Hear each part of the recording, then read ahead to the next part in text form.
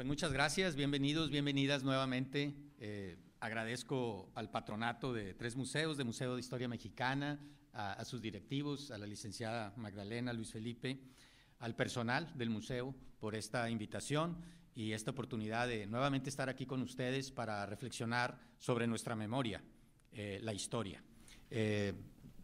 A mí, bueno, a lo mejor lo hago equivocadamente, pero así siempre lo he considerado, bueno, no siempre, pero los últimos 10 años, como una especie de psiquiatría social, ¿verdad? Estamos en el diván, todos, ¿sí?, del psiquiatra, y estamos analizando no nuestro pasado personal, pero sí nuestro pasado comunitario, ¿sí? Y la historia es muy práctica porque nos libera de fantasmas, nos limpia, nos limpia nuestra alma, nuestro espíritu, nuestra mente, para ser mejores personas y mejores ciudadanos, para convivir verdaderamente unos con otros.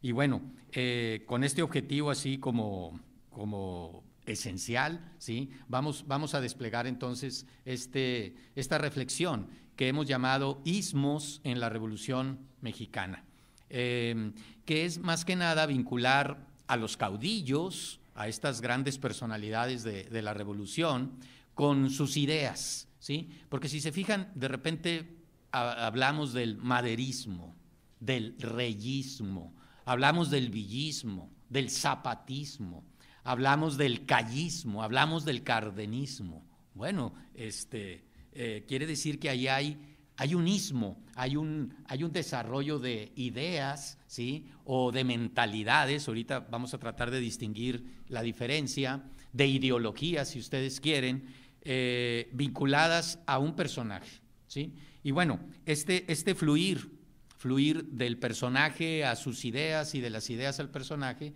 es el tema de este diplomado de Istmos en la Revolución Mexicana. Vamos primeramente a revisar el programa. En esta primera charla, en esta primera reflexión, pues hablaríamos de la Revolución Mexicana, ¿sí?, como el caldo de cultivo, el escenario en donde van a aparecer estos personajes y sus ideas. Pero antes de eso, pues vayamos a reflexionar acerca del programa, cómo se va a desplegar el programa. El objetivo es vincular los personajes históricos de la Revolución Mexicana, 1910-1940, con las corrientes ideológicas y las mentalidades a las que dieron lugar. Comprender que biografía y contexto social son los ingredientes esenciales del devenir histórico de nuestra revolución y de cualquier situación histórica.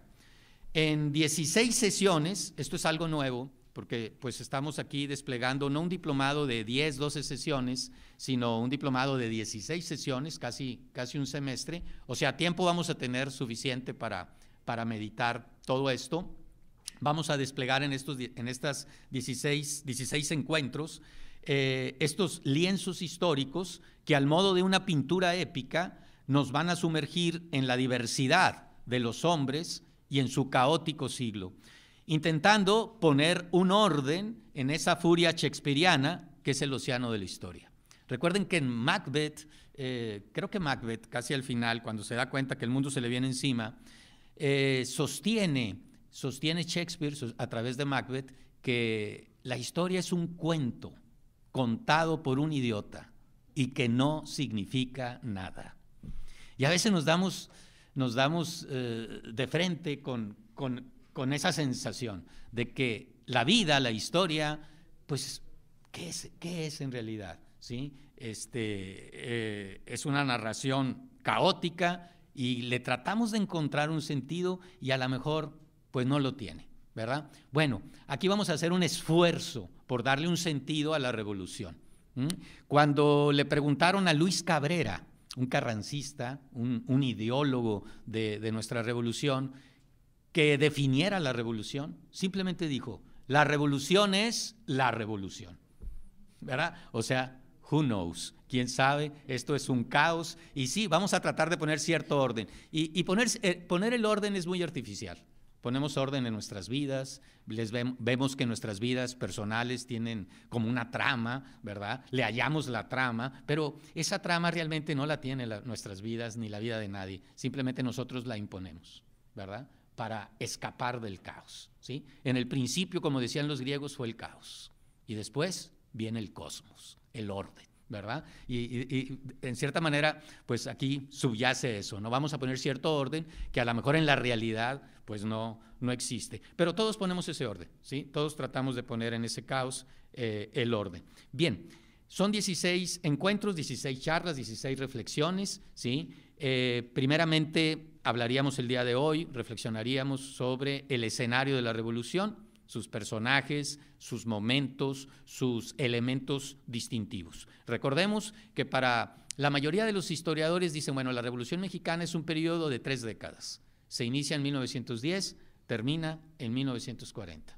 Se inicia con la caída del régimen porfirista por una situación política, por una situación de no solución a la sucesión, ¿verdad? Que ese es el problema político esencial. ¿Sí? Cuando los regímenes políticos se instalan, siempre están pensando cómo va a venir el próximo o cómo vamos a solucionar el problema de quién va a estar en el poder. Cuando esta persona o este grupo deje de estar en el poder, ¿cómo vamos a solucionar quién lo va a sustituir? ¿Verdad? Entonces, la política o el régimen político no es otra cosa más que solucionar el problema de sucesión, ¿verdad? Y la democracia, pues es un juego, es una apuesta humana que lo soluciona muy sencillo, el que tenga más votos en una elección libre, ¿verdad? El problema es en los regímenes no democráticos, ¿cómo encontramos una solución? ¿Sí? Y es bien difícil. Veamos, por ejemplo, el régimen franquista en España, ¿sí? Fue difícil, ¿verdad? O el régimen, no nos vayamos tan lejos, nuestro régimen porfirista, Porfirio Díaz, nunca encontró la cuadratura del círculo o a lo mejor nunca la quiso encontrar, ¿verdad? Porque a veces el poder, bueno, no a veces, el poder corrompe y el poder absoluto corrompe absolutamente, ¿sí? Y nadie quiere dejar el poder, ¿sí? Se trate de una empresa, se trate de un hogar, se trate de un país, ¿sí? Lo más sabio es de saber dejar el poder, retirarse a tiempo, ¿verdad? Así como José Alfredo Jiménez, nuestro gran filósofo, dice, hay que saber llegar, no hay que llegar primero, sino hay que saber llegar. Bueno, yo diría que también hay que saber irse, ¿verdad? Y eso es bien difícil. Y aquí vamos a ver entonces cómo la revolución se inicia por el problema político de sucesión, ¿sí? Olvídense que del problema social, para nada. El problema político de sucesión, ¿sí? Trae consigo el México bronco, trae consigo que todo ese arreglo porfirista que se había hecho muy bien, ¿sí? Se derrumbe y se van a necesitar 30 años para reconstruir un sistema de alianzas, de pactos, que luego vamos a conocer como la Pax priista, así como la Pax romana, ¿verdad? La Pax americana, bueno, la Pax del PRI, que se va a desplegar básicamente en la segunda parte del siglo XX, 1940-2000, ¿sí? Y si se fijan, ahorita estamos como rearreglando una nueva Pax, la Pax democrática, whatever that means, ¿sí? Y es difícil, no es tan fácil. No es tan fácil llegar como a un acuerdo que dé orden, que dé paz para el progreso, para la convivencia comunitaria de estos Estados Unidos mexicanos, de esta pluralidad que llamamos México. Y bueno, se inicia así, ¿verdad? Y culmina, se inicia en 1910 y culmina en 1940, ¿sí? Cuando el sexenio del 34 al 40 se realizan lo que muchos estudiosos llamarían la esencia de la Revolución Mexicana, estas reformas cardenistas que implican la destrucción de la hacienda que había aparecido hacia 1550 en el paisaje mexicano, ¿sí? En el paisaje histórico mexicano. Cárdenas en 2 años la destruye, ¿sí? Y da lugar al ejido, ¿sí? Bueno, que fue uno de los graves errores, ahora toro pasado todo el mundo lo dice, uno de los grandes errores de la revolución, ¿sí? Además, se crea el sistema corporativo político sustancial de esta Pax priista alrededor del Partido de la Revolución Mexicana, que es prácticamente el PRI, un arreglo corporativo, tomando en cuenta los principales grupos de interés políticos, ¿sí? Incluyéndolos en un partido de masas, por vez primera en la historia mexicana. Y además viene todo ese nacionalismo revolucionario, porque surge una burguesía nacional con el porfiriato, no la había, ¿sí? El gran éxito de Porfirio Díaz, en parte, es crear una élite de hombres de negocios mexicanos, cuyo representante básico es Madero. Madero es el delfín, es el heredero de una de las grandes familias que se habían creado con los negocios del porfiriato, ¿sí? Y bueno, esta burguesía quería, como en otras partes del mundo, ¿sí? manejar las cosas en este país, ¿sí? Y lo va a hacer con una ideología nacionalista, de crear un Estado-nación que privilegie a la burguesía de ese país, ¿sí? Y creo que ese es uno de los grandes objetivos de la Revolución Mexicana y uno de sus grandes logros, la creación de una clase media nacional y una clase de hombres de negocios mexicanos. Bueno, esto cristaliza por vez primera en la nacionalización petrolera en 1938, que la podemos ver así como muy estatizadora, como muy socialista, pero en parte está justificada y está apoyada por esta idea del nacionalismo revolucionario, ¿verdad? Algunos lo consideran un grave error también, puede ser, no me parece tan claro a mí esa nacionalización, pero a toro pasado se dice, bueno, tal vez hubiera sido mejor que el nacionalismo se desplegara de otra manera, ¿sí? Que se presionara a estas compañías privadas extranjeras para que pagaran bien sus impuestos, para que pagaran bien a sus trabajadores, para que le dieran oportunidad a técnicos mexicanos estar en esas empresas, de una manera indirecta, sin tomar el gobierno directamente la administración de lo que después se va a llamar, o lo que se va a llamar en ese momento, Petróleos Mexicanos, ¿verdad? Pero bueno, entonces vamos de Madero, 1910, a Cárdenas, 1940.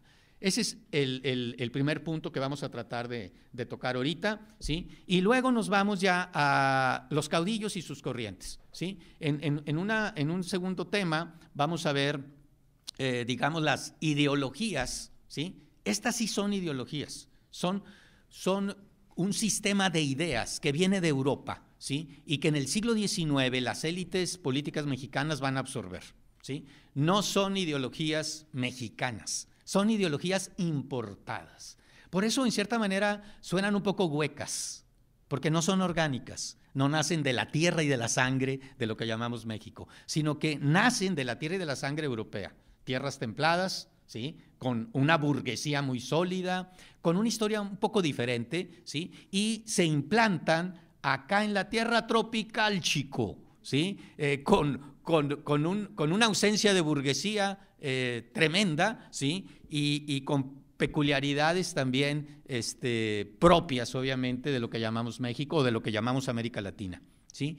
Y entonces estas ideologías, ¿sí? Se tratan de desplegar. Tenemos el liberalismo, tenemos el positivismo, ¿sí? Que lo capturan las élites modernizadoras, whatever that means, ¿verdad? Y por otro lado tenemos el conservadurismo. El conservadurismo que va en Europa de retirada, acá en América Latina forma parte de uno de los bandos elitistas, ¿sí? Entonces vamos a analizar eso, ¿sí? Como un precedente de la ideología, entre comillas, o las ideologías de la Revolución Mexicana. Luego vamos a hablar de Ricardo Flores Magón, de sus hermanos, los hermanos Flores Magón, que dan lugar al magonismo, ¿sí? Muy interesante, porque esta postura, esta corriente ideológica es lo más parecido a una ideología, ¿sí? En este caso, la ideología anarquista. La ideología anarquista que los Flores Magón van a ir absorbiendo en los Estados Unidos. Fíjense cómo no se les llama el florismo, es Flores Magón, le llaman magonismo. Claro, porque se cultivaron en un medio norteamericano, ¿verdad? Y bueno, los norteamericanos, el primer apellido, entre comillas, dicen, bueno, ese no es el apellido, es el segundo, ¿verdad? Entonces aquí viene el magonismo. Después vamos a ver el reyismo con Bernardo Reyes, gobernador del estado de Nuevo León, a quien Porfirio Díaz fue el único que alabó, Porfirio Díaz es el único personaje que lo alabó públicamente, ¿sí? Viene aquí al Casino Monterrey a principios del siglo del siglo XX y le dice en esa noche de gala en el casino, delante de los prohombres de ese México y de Monterrey: General Reyes, así se gobierna. El tapado. Bueno, y entonces aquí va a dar lugar al reyismo, muy interesante, ¿sí? Que es una corriente que precede al maderismo y que de alguna manera le metía ruido a Díaz. ¿Por qué? Porque le recordaba al que había sido su sucesor en 1880, ¿sí? Había sido su sucesor y le había cuidado la silla presidencial, el general Manuel González, Manuel González, claro. El gonzalismo fue como un precedente del reyismo, súper efectivo, súper eficiente, muy popular, ¿sí? Y bueno, Porfirio lo va a bloquear, y lo va a bloquear porque pudiera funcionar, ¿verdad? Y conscientemente. Algunos dicen que conscientemente, que Porfirio Díaz dijo no, porque esto va a funcionar y entonces yo rápidamente me van a desplazar y no quiero eso, ¿verdad? Bueno, a veces uno selecciona lo peor, ¿verdad? Ni modo. Luego tenemos el maderismo vinculado a Francisco I. Madero, ¿sí? Quizá el hombre más puro de la revolución, quizá uno de los personajes más puros de nuestra historia, ¿verdad? Octavio Paz tiene ahí un poema muy largo en donde pone a Madero con esa inocencia frente a su verdugo, preguntando: ¿por qué me matas? ¿Por qué me matas? ¿Sí? Y claro, eso hace que la revolución sea una guerra civil, el asesinato de Madero, y da lugar a la primera reacción, a la primera contrarrevolución, que es el huertismo, ¿sí? Huerta el Chacal, ¿sí? Y vamos a ver que tiene una ideología también muy interesante, una ideología que se enlaza ¿con quién? Con Reyes, con el reyismo, ¿sí? Huerta era un indio huichol, muy pobre, y sube socialmente, escala socialmente a través del ejército, canal de movilidad social en América Latina y en muchos otros lugares, ¿sí? El ejército latino es el ejército francés, ¿sí? Napoleón decía de sus generales: cada uno de ellos tiene el bastón de mariscal en sus mochilas. Sea el lugar donde hayan nacido, pueden escalar en la pirámide social hasta el pináculo de la pirámide social, ¿verdad? Y Napoleón era uno de esos ejemplos de gran movilidad, ¿sí? Viene el mito napoleónico de: puedo ser pobre, pero tengo mis méritos, le echo ganas, puedo subir hasta el pináculo, hasta el vértice de la pirámide, ¿sí? Huerta es un ejemplo de esto. Él fue el ingeniero de obras del Hotel Ancira. Él, bajo su supervisión, se construye el Hotel Ancira, ¿sí? Obviamente con Reyes. Es un hombre que admira a Reyes. Y entonces, cuando Huerta se instala matando a Madero, ¿sí? Un vicio de origen que nadie le va a perdonar jamás, ¿sí? Trata de hacer lo mejor, ¿sí? Trata de hacer un porfirismo renovado, ¿sí? Puesto al siglo XX, ¿sí? Sin embargo, pues no va a resultar, porque nadie lo va a aceptar, ¿sí? Y entonces Huerta tiene un indigenismo muy claro, que prefigura la Revolución Mexicana después, ¿sí? Tiene un nacionalismo clarísimo, anti-yanquismo. Porfirio Díaz era un anti-yanqui.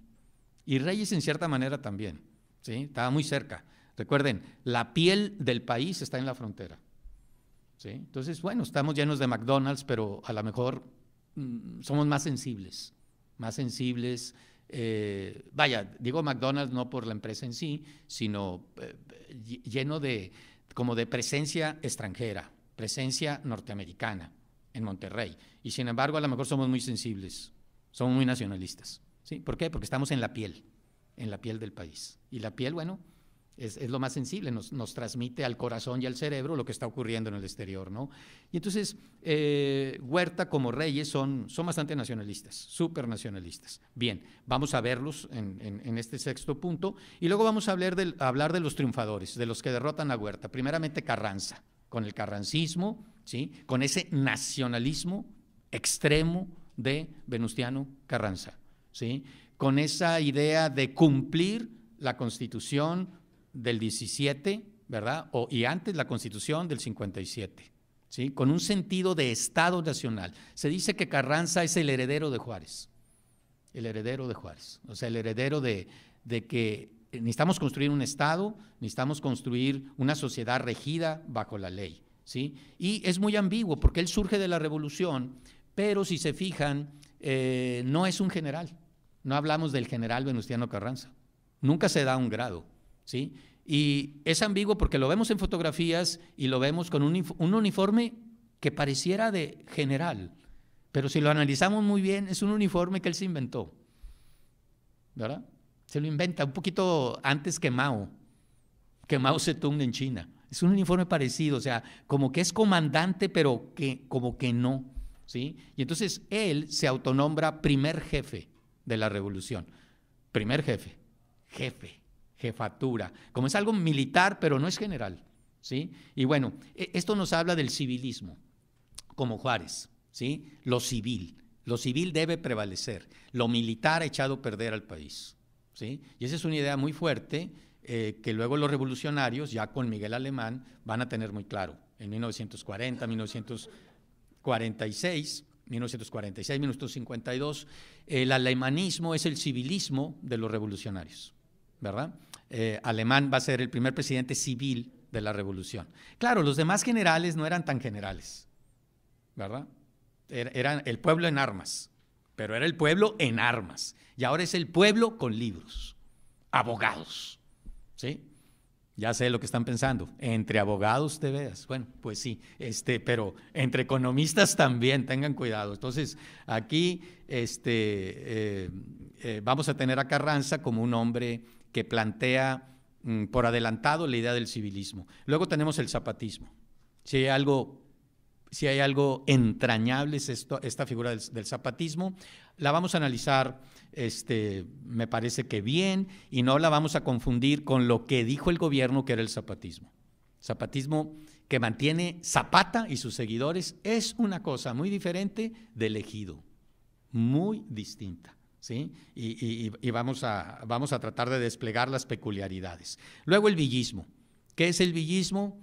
Es un caballo desbocado, no sabemos a dónde va, ¿sí? Es los Dorados de Villa, son los centauros del norte, ¿sí? Y vamos a tratar de poner cierto orden en este huracán que se llamó Francisco Villa y que llamamos el villismo.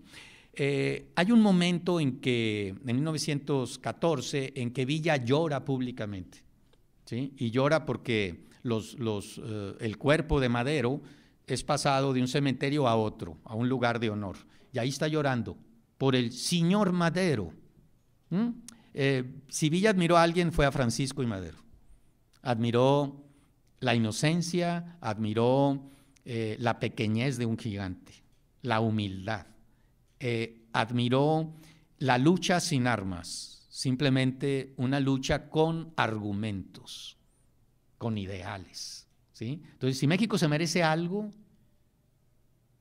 lo mejor, a mi modo de ver, que se mereciera México sería un mundo de Maderos, como Francisco y Madero. Yo sé que hay otros Maderos, pero un mundo de Maderos, ¿sí? Un mundo de personas con ideales, con bondad, con bondad. Y Villa se daba cuenta. Hay una parte de Villa que admira a Madero, y hay una parte de Villa que es el destroyer.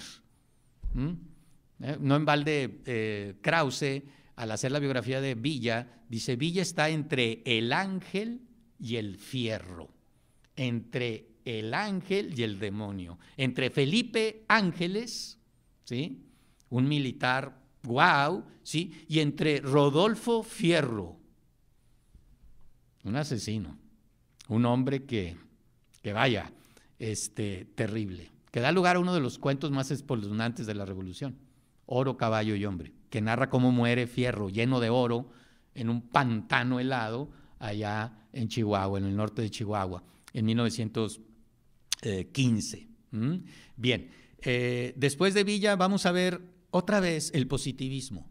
El positivismo no muere con los científicos y no se va con Díaz, ¿sí? Así como el porfiriato no se va con Díaz, Decía Cosío Villegas que el porfiriato se quedó aquí, no se fue en el Ipiranga, ¿sí? Y la Pax del PRI es un neoporfiriato, pactos que funcionan en una pirámide de lealtades, ¿sí?, que se construyen en todo el país, ¿sí?, con sus técnicos y sus políticos, con sus científicos y sus reyistas, ¿verdad? Repitiendo lo que había pasado en el porfiriato, ¿verdad? Bueno, esa es una visión, me parece que tiene sus puntos. Y bueno, aquí hay que entender que el positivismo, hay como un neopositivismo que se incorpora en la revolución y en la educación, ¿sí? Y detrás de él está Andrés Molina Enríquez. Entonces vamos a ver esta figura, ¿sí?, y vamos a ver cómo renace el positivismo y se incorpora en la revolución, en el poder, se incorpora en la familia revolucionaria.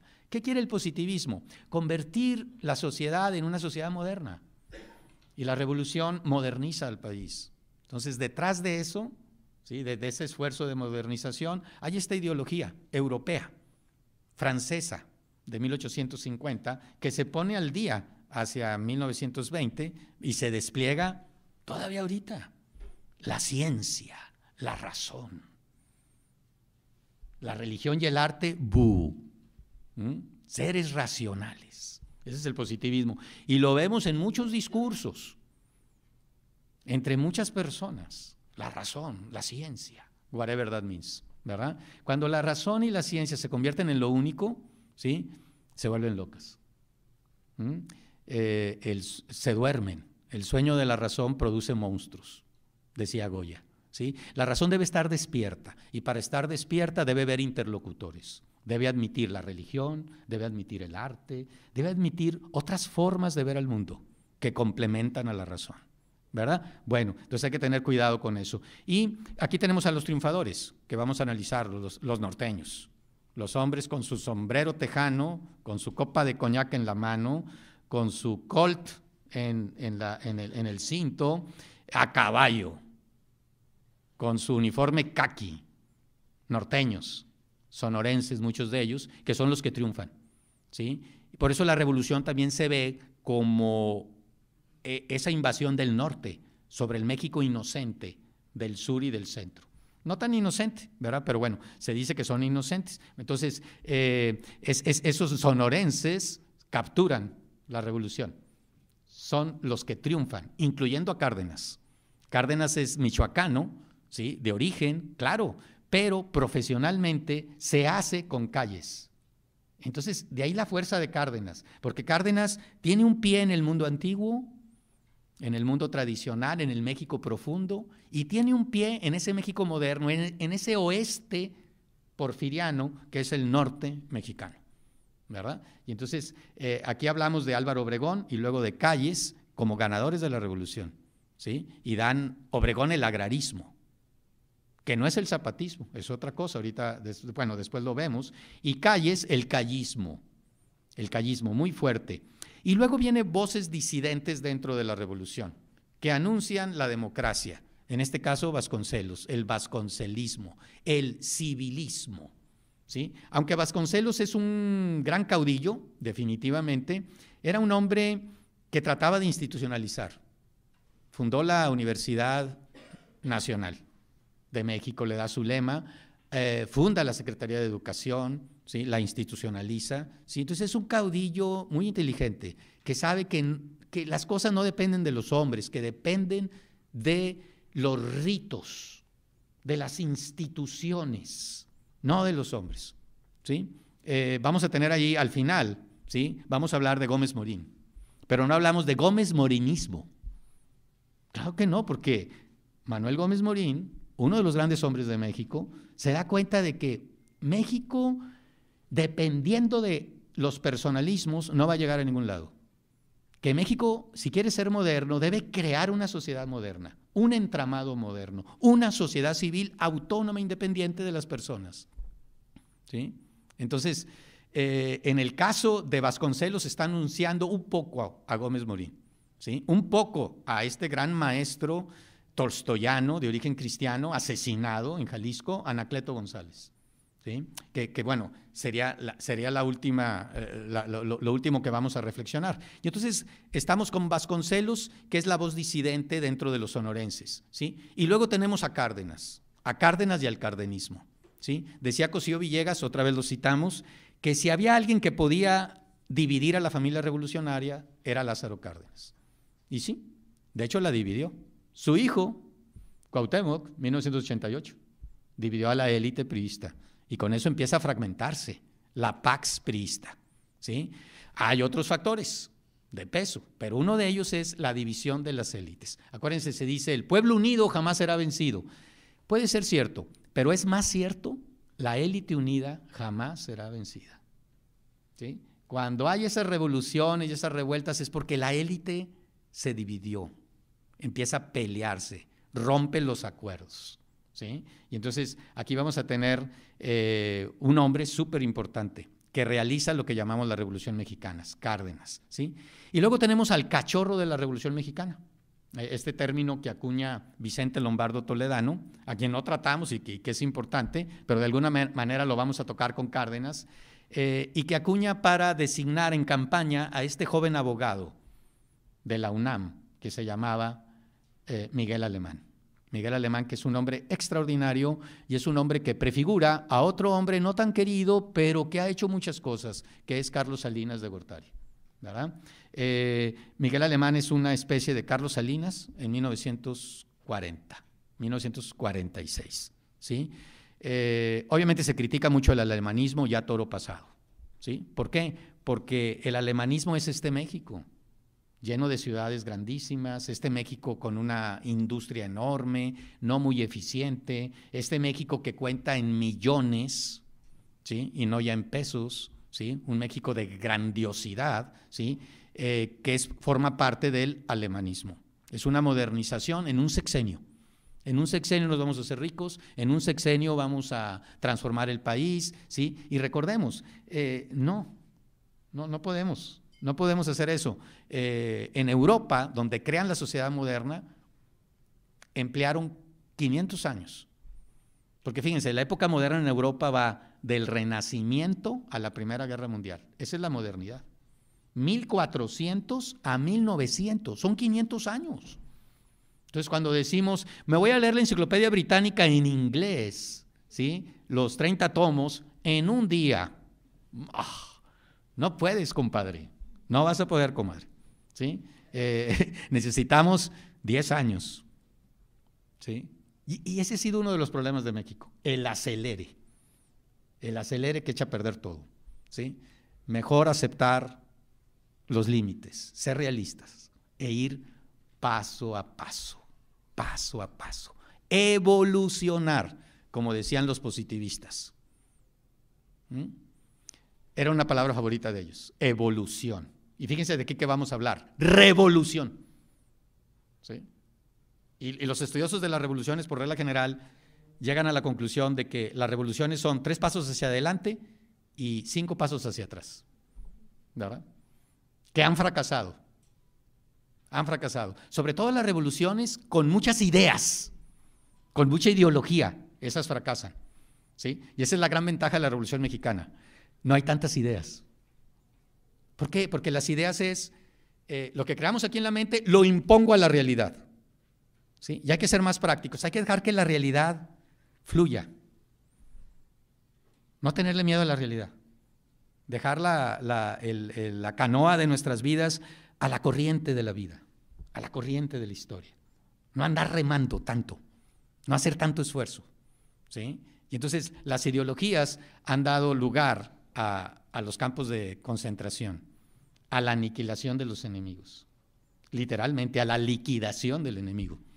La ideología nazi, la ideología bolchevique, la ideología comunista en China, terrible, ¿sí?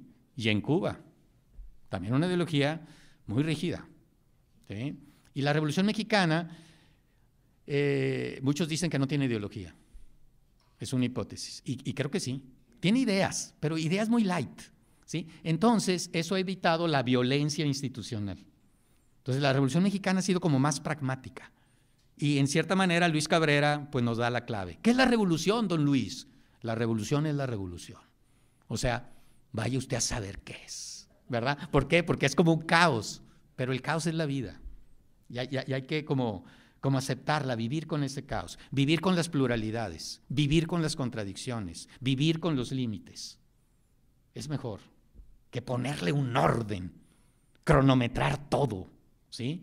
Y bueno, eso digamos, la Revolución Mexicana es la menos revolucionaria de las revoluciones, ¿sí? Y está bien. Si algo se parece a la Revolución Mexicana, más es a la Revolución Francesa de 1789. ¿Qué hace la Revolución Francesa? Le da el poder a la burguesía. ¿Qué hace la Revolución Mexicana? Le da el poder a la burguesía porfiriana que se había creado y va confirmando el poder de la burguesía, ¿sí? Las burguesías son las que hacen las sociedades modernas y posmodernas. Entonces, queremos ser posmodernos. Necesitamos una burguesía, ¿sí? Una burguesía que crea la novela, una burguesía que crea la ilustración, la crítica, no del otro, de uno mismo. Cuando yo critico a otro no soy crítico, soy criticón. Cuando me critico a mí mismo para ser mejor, ¿sí?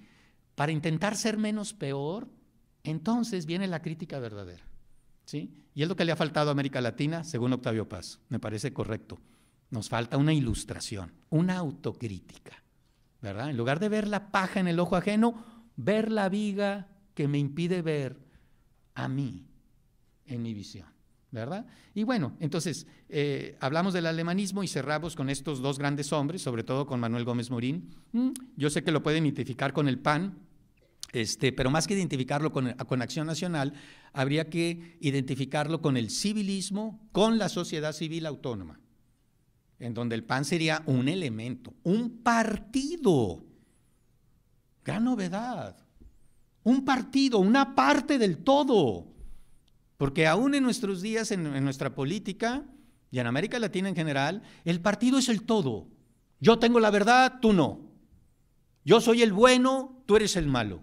Yo soy el salvador del país y tú lo quieres hundir. No, así no es. Fíjense que ya se contamina esto al primer mundo. Yo tengo la verdad, ¿sí? Pero eso es tropical, chico. ¿Sí? Entonces, cuando alguien quiere crear un partido, es moderno. O sea, una parte, propongo una opinión, sin destruir las otras, conviviendo con las otras, haciendo pactos con las otras, ¿sí? Entonces, la creación de un partido es algo muy moderno y muy posmoderno. Implica el respeto a la otredad, a lo diferente, ¿sí? Porque cuando hablamos del Partido de la Revolución Mexicana y del Partido de Revolución Institucional, hablamos de el partido, o sea, el todo, y es una contradicción. La parte no puede ser el todo, la parte es parte del todo. Entonces hay otras partes que hay que respetar. Y recordemos el nombre de nuestro país, el verdadero, Estados Unidos Mexicanos, pluralidad, que hay que respetarla y tender puentes. Ay, pero es que vamos a ir bien lentos, no importa, en convivencia, ¿sí? Convivir. ¿Cuándo disfrutamos mejor? Cuando vamos por una calle, cuando caminamos lentamente. Si vamos en carro, ay, no vemos nada. Y si vamos deprisa, no vemos nada. Disfrutamos, o sea, le sacamos frutos, disfrutar, ¿verdad? Cuando vamos a un paso tranquilo, a un paso humano, ¿verdad? Bien, mucho rollo, ¿verdad? Ya vamos, espérense. Aquí tres libros de principio para recomendarles. Primero, el de Hale, El liberalismo mexicano en la época de Mora, excelente para el liberalismo y conservadurismo. Leopoldo Sea, que sigue teniendo el libro mejor sobre el positivismo en México, y el texto de Guerra, para entender un poquito esta sociedad tradicional y esta sociedad moderna que se van a desplegar aún en la revolución, del antiguo régimen a la revolución. Y este diccionario de la Revolución Mexicana, editado en el 2010, ¿sí? Así se llama, Diccionario de la Revolución Mexicana, ¿sí? Lo tienen aquí, en nuestra librería, aquí del museo, el Diccionario de la Revolución Mexicana. Los invito a que se den de vez en cuando una vuelta aquí a la librería. Tiene un chorro de libros muy interesantes, ¿sí? Yo sé que las personas del patronato han hecho un esfuerzo para que estén en libros interesantes vinculados con los cursos que se están desplegando, ¿verdad? Bueno, vámonos entonces a lo que tenemos que hacer, ¿verdad? Apenas ya vimos el punto 1, ¿eh? Ya vimos el punto 1, entonces ya vamos avanzando. No me presionen, tranquilos, ¿ok? ¿Sí? Acuérdense que hay que ir caminando por la calle. No, miren, la idea básicamente aquí es tratar de reflexionar más que nada del punto 2 al punto 11, ¿sí? Y lo demás, ¿sí? Nada más tocarlo rápidamente del 12 al 19, que eso es lo que vamos a ir explorando con más calma, ¿sí? Entonces, la idea es tener como un panorama global en esta charla de lo que fue la Revolución Mexicana, su escenario, ¿sí? Entonces, primero en el punto 2, reflexionar. Bueno, esta Revolución Mexicana, 1910, ¿sí? Que desde un principio se dijo revolución, fue consciente de que era un relajo, una revolución, ¿verdad? Un caos. ¿Es una revolución burguesa o es una revolución proletaria? ¿Sí? Al principio no se cuestionaba tanto esto de proletario, ¿sí? ¿Por qué? Porque no se había dado la gran revolución rusa. La revolución rusa se da en 1917, ¿sí? La revolución bolchevique. Y fíjense cómo a los sonorenses en el poder, sobre todo a los callistas, se les van a decir bolcheviques, ¿sí? O sea, la opinión pública se daba cuenta que esos ganadores de la revolución se parecían a Lenin, a Trotsky, a Stalin, allá en la Unión Soviética, ¿sí? Claro, también, y esto va a ser importante, a Roosevelt, Franklin Roosevelt, también se le decía que era un bolchevique, con el New Deal. Después vamos a ver, porque fíjense qué curioso, Cárdenas implementa la revolución mexicana, destrucción de la hacienda, nacionalización del petróleo, organización corporativa del sistema, cuando Roosevelt es presidente. Cárdenas era muy parco en hablar, casi no hablaba, ¿sí? Y entonces dijo que tuvo la suerte de gobernar México cuando Roosevelt fue presidente de Estados Unidos. Pues la gran suerte, diría yo, subrayado con paréntesis, con color rojo y asterisco, ¿sí? Cárdenas no hubiera desplegado lo que hizo si Roosevelt no hubiera estado en Estados Unidos. A Roosevelt le decían el bolchevique, ¿sí? Entonces, en cierta forma, Cárdenas estaba haciendo un New Deal mexicano, ¿verdad? Y podríamos decir que Roosevelt se parecería un poco a Cárdenas, ¿sí? En el contexto anglosajón. Recuerden que Roosevelt es considerado por la opinión pública americana desde hace como 30, 40 años el mejor presidente de los Estados Unidos, por encima de Lincoln, por encima de Washington, de Jefferson, ¿sí? Roosevelt es una gran figura, porque combate la Gran Depresión, ¿sí? Aunque no tuvo mucha suerte en eso, la combate, que es lo principal, hacer algo, ¿sí? No cruzarse de brazos. Y por otro lado, derrota a Hitler, derrota a los sistemas totalitarios, o al sistema totalitario japonés y al alemán, ¿verdad? Eso es importante. Franklin Roosevelt, sí. Teddy, el del oso Teddy, ¿verdad? Sí, porque él decía que el oso debería ser el símbolo de Estados Unidos, es de principios de siglo. Él gobierna como presidente, si mal no recuerdo, 1904-1908. Y que es importante también, porque es un antecedente del New Deal. Teddy Roosevelt desarrolla lo que los americanos van a denominar el progresismo, ¿sí? Y el progresismo es el maderismo, ¿sí? Madero seguía a Roosevelt, ¿sí?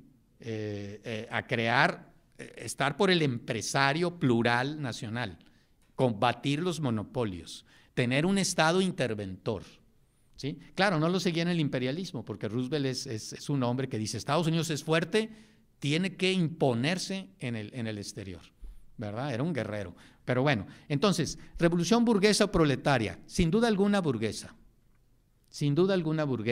¿sí? Aunque el lenguaje es proletario, el discurso, esto es bien importante, el discurso de la revolución diría los campesinos, los obreros, los trabajadores, ¿sí? Pero en realidad, eso era lo que decían.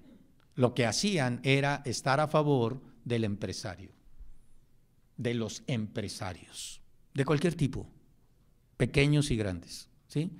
Recuerden, es que a veces decimos, hay que estar a favor del pequeño empresario, hay que estar a favor del empresario, porque el pequeño, si no es exitoso, pues el pequeño tiende a hacerse grande, mediano, ¿verdad? No se queda siempre en ser pequeño, ¿sí? Entonces, el empresario es emprender, punto, ¿sí?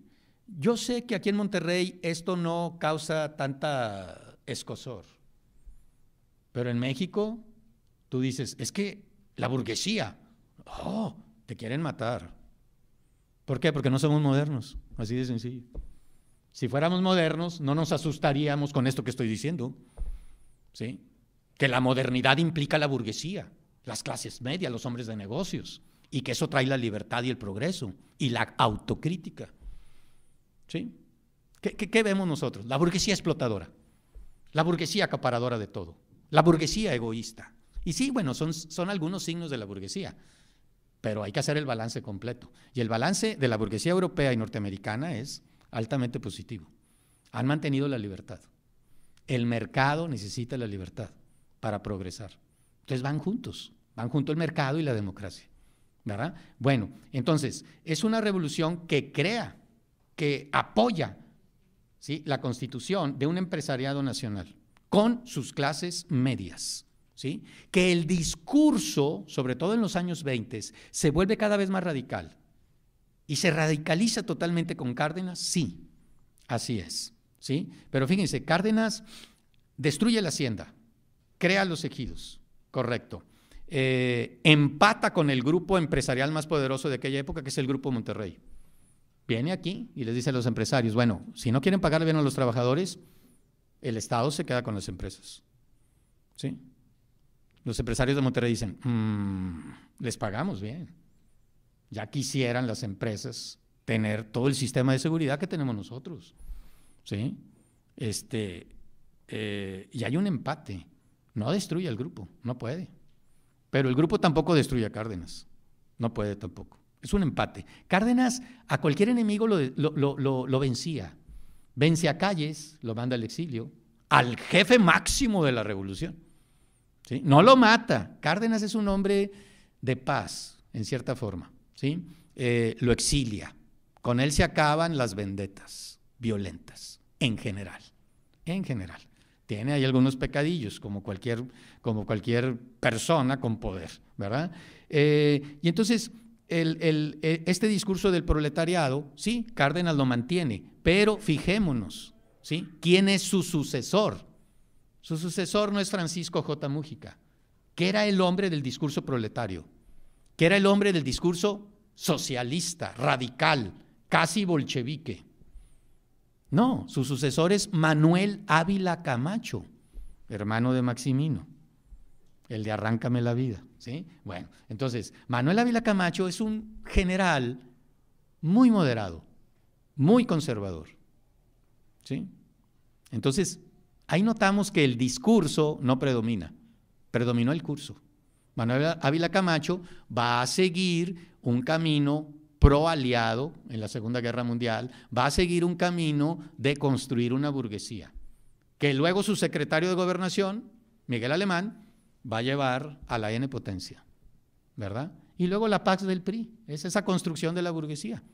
Cuando esta burguesía crece y se hace fuerte, le demanda al PRI libertades.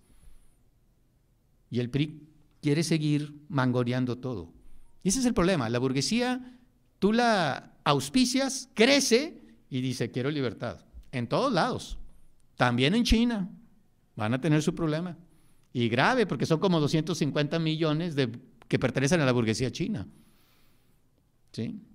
Es un problema para China, es una bomba de tiempo para ellos, ¿sí? Porque una vez que creas una clase media y una burguesía, demandan un contexto no autoritario, ¿sí? ¿Verdad? Y eso no lo supo lidiar el PRI. Ya vimos que hubo una división de la élite en los años 80 con Cárdenas, ¿sí? Cuauhtémoc, Cárdenas, no Lázaro, Si hubiera sido Lázaro, no, pues olvídense, ¿sí? Y también hay como una petición de la burguesía mexicana de libertad, elecciones libres, más otros factores que van deteriorando al PRI, ¿verdad? Que van deteriorando esta paz. Uno de ellos, evidentemente, el callejón sin salida en el desarrollo económico, que lleva a la quiebra del país 2 veces, en el 76 y en el 82. Terrible, ¿sí? Bueno, entonces, es una revolución burguesa, no proletaria. No es una revolución que lleva a un partido comunista al poder, no es una revolución que sea similar a la china o a la soviética, para nada, ni siquiera a la cubana, ¿verdad? Bien, revolución, rebelión o revuelta, las 3 cosas, ¿sí? La revolución es una mezcla de muchas cosas, ¿sí? Tenemos un rebelde como Madero, que lo que quería era que la Constitución del 57, que era la que tenía Díaz, ¿sí? Prevaleciera, ¿sí? Que esta Constitución se cumpliera. Entonces él no quería cambiar las cosas, él nada más quería lo que ya existe, que quitemos los abusos y los usos que se mantengan, las reglas que deben aplicarse de acuerdo a la Constitución del 57, que se apliquen, ¿sí? Entonces, un rebelde es alguien que simplemente está en contra de los abusos de un sistema, no está en contra del sistema. El sistema está bien, sus usos son correctos, ¿sí? Madero es un liberal, progresista, en el sentido de Teddy Roosevelt, ¿sí? De un Estado más activo, de un Estado que combata los monopolios, ¿sí? De un Estado que proteja a los trabajadores, porque la modernización trae la industrialización y trae una burguesía, pero la burguesía trae obreros. Entonces el Estado debe ser un árbitro y debe ayudar a la parte más débil en un momento dado, ¿verdad? Bueno, entonces tenemos que Madero representa aquí al rebelde, como lo va a representar en cierta manera Carranza, ¿sí? Pero también va a haber revoltosos, revueltas, ¿sí? ¿Qué es una revuelta? Una revuelta es regresar a un mundo anterior, donde era el paraíso. Recuerden, esa es una estructura, como un mito interno de todos, ¿sí? Vamos creciendo y decimos, voy a regresar, ¿cómo me gustaría regresar a mi infancia? Es más, vamos por la calle donde vivimos en la infancia. Ya no existe mi casa, ¿sí? Retornar a Tara, como Scarlett O'Hara. Ahí mañana será otro día, ¿verdad? El paraíso. Tenemos ese mito individual o mito comunitario. Y eso implica la revuelta, porque tú vives algo socialmente, no te gusta, quiero regresar, ¿sí? Y en ese sentido el zapatismo es una revuelta, ¿sí? Fíjense cómo, creo que lo hemos dicho ya varias veces, el famoso libro de John Womack, el gran estudioso de Zapata, ¿sí? En su libro del 67, casi 50 años o más, ¿verdad? John Womack empieza ese libro diciendo, esta es la historia de unos campesinos que hicieron una revolución porque no querían cambiar. No querían que la modernidad llegara. Y entonces tenemos aquí una corriente muy profunda, ¿sí? Del México profundo, valga la redundancia, de ese México del centro-sur, ¿sí? Recuerden, aquí, ¿dónde es el norte? Bueno, una línea imaginaria de Tampico a San Blas, ¿sí? Lo que quede arriba es el norte. Lo que queda abajo es el México profundo, es el México del centro-sur. Son 2 Méxicos distintos, ¿sí? Claro, dentro de eso hay otros Méxicos. Ese México del norte no es lo mismo Monterrey que Hermosillo, no es lo mismo Tampico que Chihuahua, no es lo mismo Torreón, ¿verdad?, que Ciudad Juárez, ¿sí? Tenemos muchos Méxicos del norte también, una pluralidad, ¿sí? Y entonces vamos a tener aquí al zapatismo, a estos revoltosos, ¿sí? Podemos ver las fotografías de la revolución, esa famosa fotografía de Villa y Zapata en la silla presidencial. Son 2 Méxicos muy distintos, ¿sí? Vemos a Villa de casi 1,90 y vemos a Zapata de 1,70, Zapata vestido de charro, mucho más delgado que Villa. Villa, tortilla de harina y carne, ¿sí? Y Zapata, tortilla de maíz, Son dos Méxicos muy diferentes, muy distintos, ¿sí? Y esos dos Méxicos, ¿sí?, van a estar dentro de la revolución. Y obviamente tenemos revolucionarios que decían, este sistema ya no da de sí, vamos a cambiarlo por otro, ¿sí? Estos son los norteños, los sonorenses, ¿sí? Que desafortunadamente, cuando tú odias algo, terminas repitiéndolo. Odio cómo es mi papá, se enoja demasiado. ¿Y qué estás haciendo ahorita? No, nada, ¿verdad? Estás enojado igual que tu papá, porque odias eso, a lo mejor no a tu papá, pero odias lo que tu papá hace. Odias a tu papá también, ¿sí? Entonces, se te pega. Como sociedad es lo mismo, exactamente igual, ¿sí? Entonces los sonorenses, fuera los científicos, fuera el porfiriato, y terminan construyendo un neoporfiriato, ¿sí? Pero en cierta forma son revolucionarios, quieren crear la modernidad en México. Su meta, México, que sea una gran California. El agricultor, no el campesino, el agricultor, ¿sí? El riego. En esa zona del norte donde no hay agua, pero hay algunos grandes ríos que canalizados, formando presas, se pueden crear zonas de riego y las crean desde los años 20 hasta los años 60. Zonas de riego que van de Matamoros, La Laguna, el Valle del Yaqui, allá en Delicias, en Ciudad Camargo, por todos lados, ¿sí? Donde se cultivan cosas que se venden en dólares, algodón, trigo, hortalizas, etcétera, ¿sí? No maicito ni frijol, esos los compramos en cualquier lugar y bien baratos, mejor vendemos cosas bien caras, ¿sí? ¿Verdad? Bueno, esa es la modernización, ¿sí? Y estos son revolucionarios. En cierta manera, recuerden, el porfiriato es moderno, es modernizar, ¿sí? Por eso, en parte de la revolución, dice Octavio Paz, es, Porfirio Díaz nos quiso poner el saco moderno, pero en un cuerpo tradicional. Entonces el cuerpo dice, ay no, este saco no, ¿sí? Entonces la revolución en parte es quitarse esa modernidad, ese liberalismo, y emplea muchos un discurso antiliberal, ¿sí? Sin embargo, los sonorenses que ganan la revolución, lo que quieren es continuar el porfiriato, pero modernizándolo, acelerándolo, poniéndolo al siglo XX, ¿sí? De ahí que Obregón dijera que el único error de Díaz había sido el de envejecer. Todo lo hizo bien, pero se hizo viejo, eso es todo, ¿verdad? Entonces, eso lo dijo cuando tenía 38 años. O sea, él, wow, yo de aquí hasta 1970, ¿verdad? Soy el nuevo Porfirio Díaz.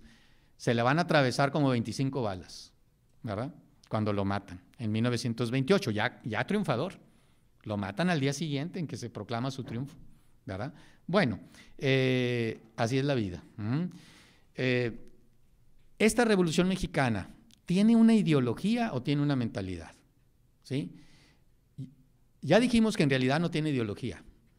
Y thanks God, ¿verdad? Gracias a Dios no, porque los sistemas que han tenido ideologías, que son como sistemas de creencias muy exclusivistas, son cosmovisiones generales, ¿sí? Esta ideología marxista me explica todo, y el que no sea marxista es mi enemigo. O lo mando con un psiquiatra o al pelotón de fusilamiento. O es más, que se vaya a trabajar gratis para los proletarios en un campo de concentración. Las ideologías, marxismo, nazismo, las grandes ideologías del siglo XX, son terribles. Y la Revolución Mexicana no es ideológica, ¿sí? ¿Qué es lo que tiene? Tiene como corrientes de ideas identificadas con una persona, con un caudillo, ¿sí? Y a eso los politólogos más bien le llamarían mentalidades. Mentalidades. La mentalidad es como inclusiva, no es exclusiva, no es excluyente, es incluyente. Las mentalidades es una serie de ideas, pero con con nichos, con ventanas que permiten incorporar a otras ideas, que permiten incorporar a otros grupos, de tal manera que las mentalidades no liquidan al otro. Si ven, la Revolución Mexicana no genera campos de concentración,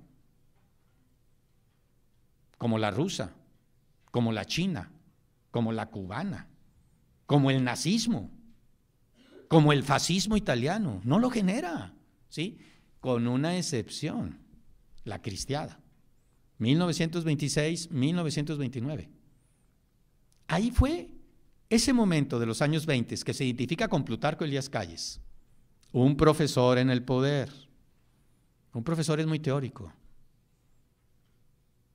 Entonces, ¿crees que lo que estás diciendo en el pizarrón se aplica tal cual en la vida? Claro que no. La vida es otra cosa. En este examen no se vale copiar. Y en la vida todos copiamos, ¿sí? Aquí te voy a valorar tu trabajo individual. Y en la vida es el trabajo comunitario lo que cuenta. ¿Se fijan? Y el profesor Calles, el maestro Calles, ¿sí? Pues quiso aplicar al pie de la letra el libro, la Constitución. Y la Constitución decía que la Iglesia estaba sometida al Estado. ¿Sí? Lo quiso llevar a cabo. Y se viene la hecatombe. ¿Sí? Odiaba Calles a los cristeros. Y termina con el niño Fidencio. Los cristeros son unos fanáticos, unos ignorantes. Y tú terminas curándote tu espalda, una erupción cutánea muy fuerte, del estrés, me imagino, ¿sí? Con un santón. Y luego te civilizas un poco, porque te burlabas de Madero, que era espiritista, y terminan invocando a los espíritus. Pero eso sí, los cristianos, los católicos son unos fanáticos. Pues, ¿qué estás haciendo? Muy racional, pero cuando viene el peligro, invoco a los espíritus. ¿Verdad? Es una crítica a Plutarco Elías Calles, desde luego. Es un hombre muy eficiente, muy inteligente. Hablaba quedito, en voz baja, como los que realmente son peligrosos, ¿verdad? Cuando gritas y perro que ladra, no muerde. Con cuidado, hay excepciones, ¿ok? Hay excepciones, ¿sí? Y el que habla así despacito, mátenlo. Que se vaya. O sea, ¿sí? Como el Padrino, como Don Vito Corleone. Liquídalo. Pues sí. Business nada más, ¿verdad? No, nothing personal, no. Y bueno, es un hombre, vamos a ver, muy capaz, ¿sí? Y esa es la única, esos años, del 26 hasta el 37, 38, son 10 años de matanza ideológica contra los católicos del sur profundo. Y estos eran sonorenses, ¿sí? Que la iglesia era para las señoras, era asunto, disculpen decirlo, de viejas. Los hombres no vamos a la misa, nos vamos al bar en pleno domingo a jugar billar y dominó, con unas cervezas bien heladas. No está tan mal eso, ¿verdad? Pero bueno, eso es revolucionario realmente. Y entonces eso lo vivían en el norte de Porfirio Díaz. Y entonces hay aquí como una imposición tremenda, ¿sí? Fíjese que afortunadamente no logran hacer eso, ¿no? No logran imponer esa visión. Entonces, en general, la Revolución Mexicana logra evadir la ideología, ¿sí? Y es una revolución mucho más abierta, con una mentalidad. Nacionalismo. ¿Quién no es nacionalista? Progreso, bienestar. ¿Quién no quiere el progreso y el bienestar? ¿Verdad? Unión nacional. ¿Quién no quiere la unión? O sea, utiliza términos que son muy elásticos, que se prestan a múltiples interpretaciones, a una pluralidad de situaciones, que incluyes a todos, ¿sí? Vean el discurso priista. Es un discurso que no es una ideología. Estoy hablando del priismo en la Pax del PRI. No la supervivencia de estos últimos 15, 17 años. No, antes, ¿sí? Es un discurso que realmente es una mentalidad muy abierta, muy flexible. ¿Sí? Bien, entonces tenemos aquí que afortunadamente no hay una ideocracia, el poder de las ideas, la imposición de las ideas, sino que hay una mentalidad. Y entonces la Revolución Mexicana cristaliza no tanto en un régimen totalitario. Nunca fue un régimen totalitario, ¿sí? Nunca fue una dictadura totalitaria. Aquí no hubo ningún Stalin, ningún Mao, ningún Fidel Castro. No lo hubo, ¿sí? Aquí va a haber un régimen autoritario, una dictadura como quiera, una dicta blanda, dictadura, dura, dicta blanda, blanda. Sí, es un régimen autoritario, pero dicen los politólogos, el régimen mexicano es un régimen autoritario con mucha autonomía de subsistemas.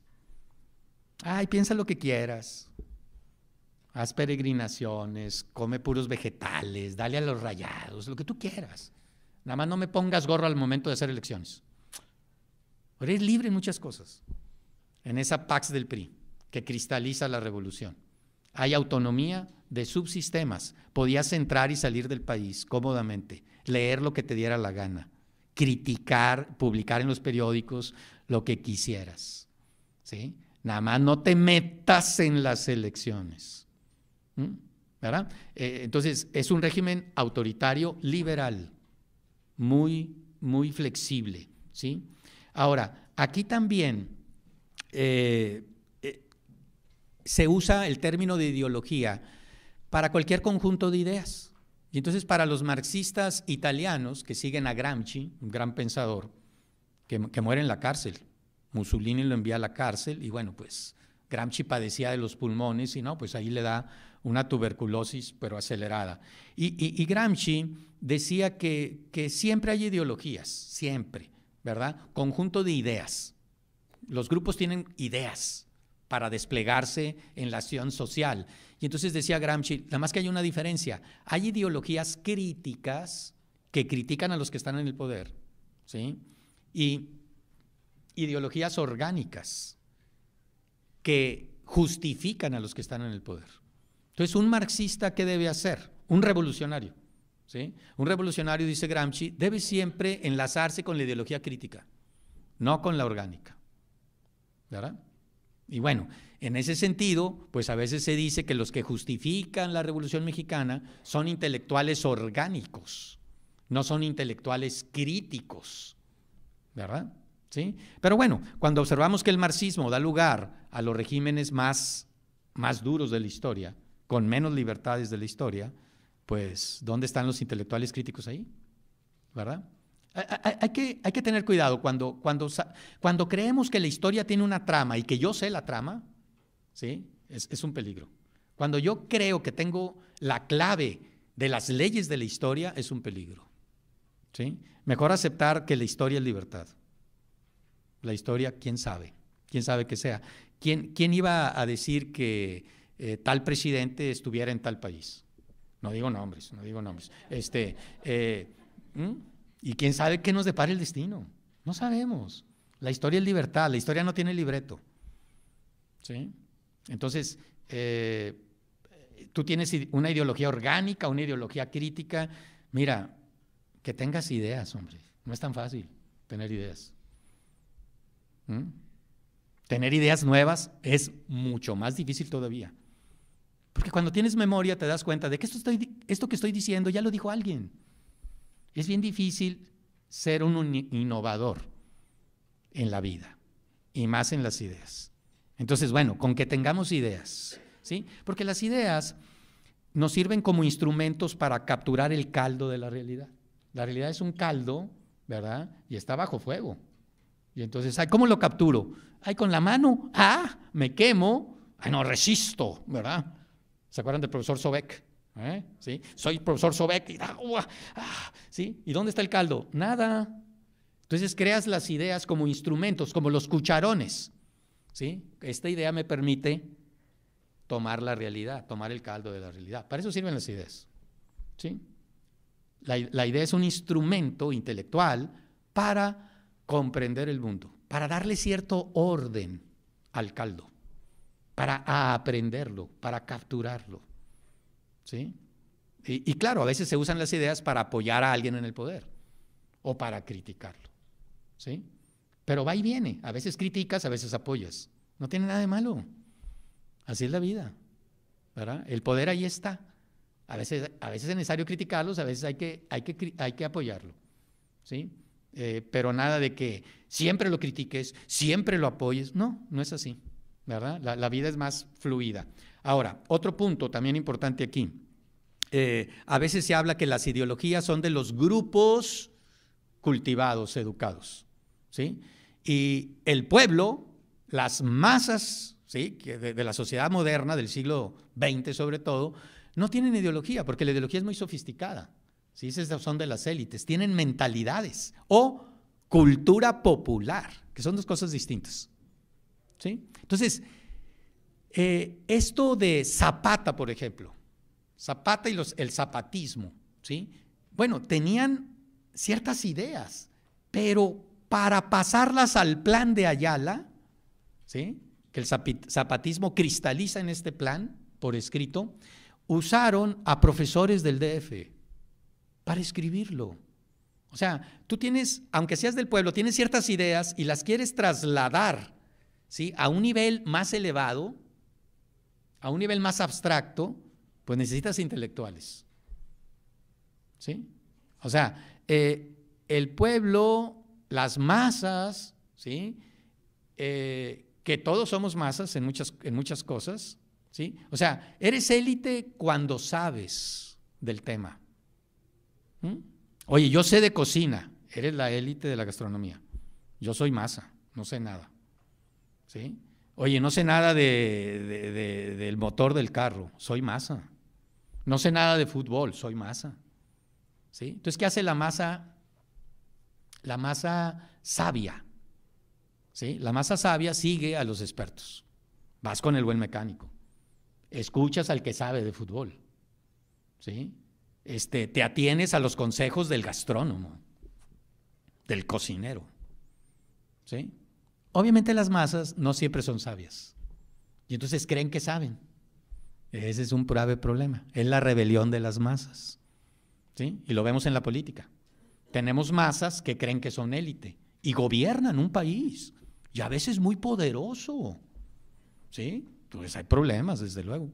Claro que toda la gente que sabe luego se da cuenta, ¿sí? Pero como la sociedad de masa le dan un voto a todos por igual, ¿sí? A veces las masas se vuelven un poco locas y llevan al poder a un hombre masa. Los ejemplos típicos de esto es el nazismo y el fascismo y el bolchevismo. Llevan a hombres masas al poder. ¿Y qué ocasionan? La destrucción del mundo, ¿sí? Entonces, todos somos masas en muchas dimensiones, pero hay que reconocerlo, no tiene nada de malo, ¿sí? Y somos élites en algunas de mis dimensiones. Entonces, si somos élites, no hay que claudicar de nuestro conocimiento, porque tenemos una responsabilidad, ¿sí? Y si somos masas, pues masas sabias, que sigan los consejos de las élites en esa dimensión. Claro, finalmente haz lo que te da la gana. Oye, échale acierta al motor. No le voy a echar.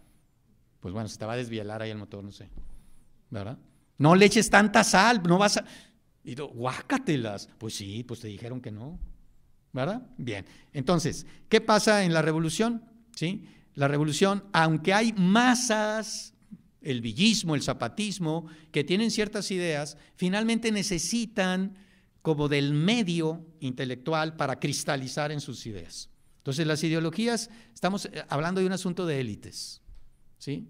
De estas ideas para comprender la realidad, ¿sí? Bien, ¿la Revolución Mexicana tiene una ideología? No, tiene muchas. Y son ideologías light. El marxismo no está en la revolución. La raza superior no está en la revolución. La Revolución Mexicana es un movimiento, desde el punto de vista de las ideas, mucho más flexible, ¿sí? Se puede ver así como, no tiene la fuerza de la revolución bolchevique. No, no la tiene, pero tampoco tiene sus pecados. No hay gulags aquí, ni campos de concentración, ni exterminio del pueblo judío. No hay. ¿Sí? Claro que fue violenta la revolución, ¿sí? Y lo más parecido a esto es la cristiada, 1926-1929, donde el Estado, con una ideología, ¿sí? Estos fanáticos cristeros hay que limpiar esto, ¿sí? Comete errores enormes durante 10 años, ¿sí? Luego van a dar marcha atrás. Van a dar marcha atrás y se acabó, ¿verdad? Bueno, entonces en la revolución tenemos mentalidades.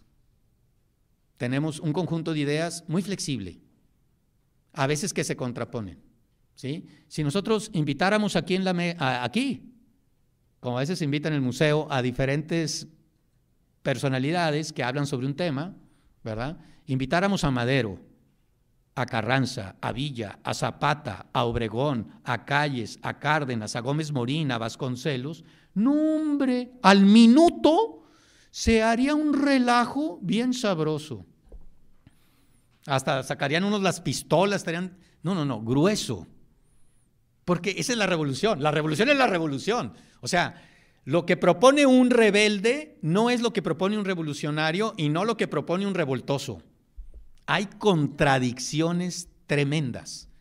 Claro, el grupo en el poder, ¿qué hace? Estos norteños, ¿sí? Tratan de fabricar un discurso donde incluyen a todos, pero en realidad no es así, ¿sí? En realidad hay contradicciones tremendas, vitales, ¿sí? Aunque en el discurso parecería que todos son amigos del dedo chiquito, y lo vemos en nuestros libros de texto de primaria, de secundaria, ¿sí? Que cada vez hay menos historia, pero bueno, muy mal, la memoria. Por eso miren, nos manipulan bien fácil, nos borran la memoria, padecemos amnesia. Entonces cuando no sabes quién eres, te dicen, eres un patito, di cuá, cuá, cuá, cuá, cuá, cuá. Te manipula el mercado, te manipula el régimen político, te manipula cualquiera, porque no tienes programación. Claro, hay que revisar nuestras programaciones, pero hay que tener una programación, si no eres un títere. Y cantas la canción que te dicen, viva la libertad, nadie me maneja a mí. Pinocho, ¿se acuerdan? ¿Sí? Y bien manipulado por el señor Gepetto. ¿Sí? Y así cantamos todos, somos bien libres. El mundo posmoderno canta eso, pero no lo es, está bien programadito, o a veces lo desprograman porque no conocen su pasado, su memoria, su historia, ¿sí? Y entonces el régimen en el poder, estos norteños que llegan al poder, y luego la familia revolucionaria que es heredera en la Pax del PRI, crean un discurso en donde aparentemente caben todos, ¿sí? Pero está totalmente manipulado. Entonces un poco es darnos cuenta en estas reflexiones que las propuestas son muy distintas, ¿sí? Y hay que hacerlas convivir. Decir, ok, esto que dices es opuesto a esto que digo, ¿sí? Y bueno, hay que llegar a un pacto, ¿sí? Hay que llegar a una negociación. Y bueno, ni modo. Pero así no vamos a ir tan rápido, ni modo. Es que va a ir abuelita con nosotros al mall. Híjole, ni modo. Nos vamos tranquilos. ¿Cuál es el problema? ¿Sí? Entonces, convivir, ¿sí? A veces uno, a veces el otro. No siempre va a ir la abuelita. Oye, esta vez no vino la abuelita, pues vámonos rápido, ¿verdad? Bueno, pues X, ¿no? ¿Sí? Según esto, con todo respeto, ¿sí? Bien, las únicas ideologías entonces que tiene realmente México son las del siglo XIX, que esas son importadas. El liberalismo, el positivismo y el conservadurismo. Superviviente básico de todo esto es el positivismo. Fíjense, el porfiriato fue liberal y la revolución es, me quito este liberalismo. ¿Qué es la democracia? Es liberalismo. Por eso nos queremos quitar el saco. No aceptamos todos los errores de la libertad. Hay que vivir con ellos. Es que es una corrupción enorme, es que los partidos, sí, son enfermedades, hay que curarlas. Pero no matemos al paciente.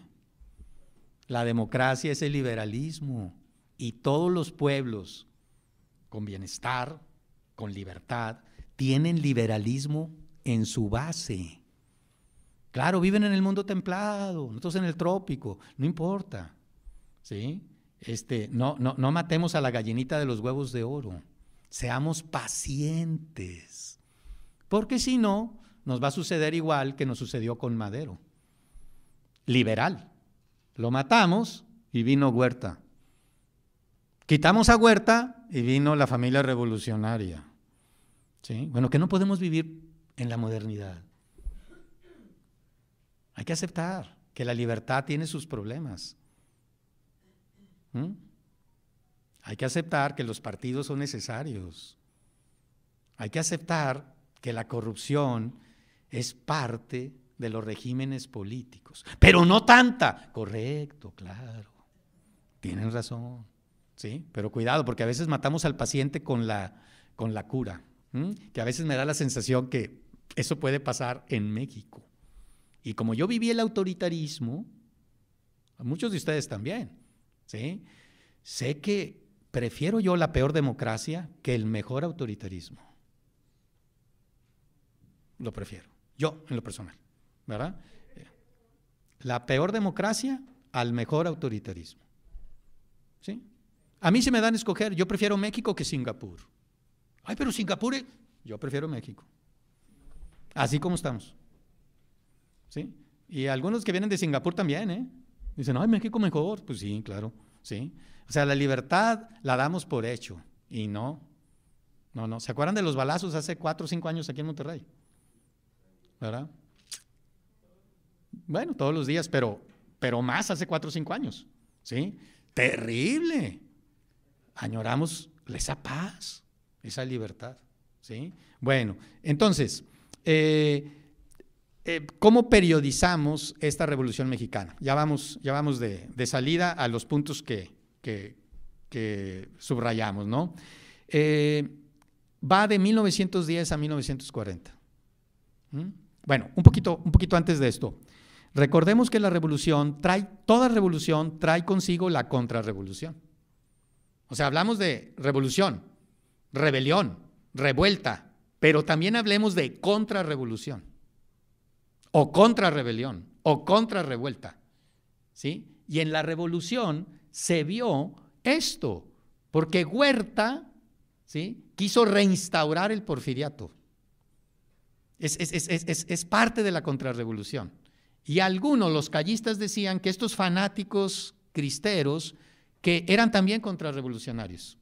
Y un poco después, incluso, ¿sí?, en los años fines de los 30, principios de los 40, va a haber un movimiento parecido al fascismo italiano, inspirado en ciertas doctrinas católicas, que se va a conocer como sinarquismo, y que luego va a cristalizar, acuérdense del Partido del Gallito, el Partido Demócrata Mexicano, en la época de 1977, 1990.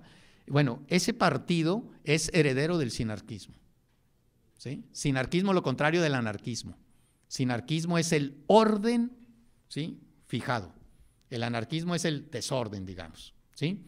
Y bueno, hay esta contrarrevolución también, que hay que entender de dónde viene y que vamos a ir tocando, en cierta forma. Bien, la Revolución Mexicana, 1910-1940, de Madero a Cárdenas. ¿Cómo la dividen los historiadores, los estudiosos? En 2 fases. 1910-1920, la guerra civil, destrucción.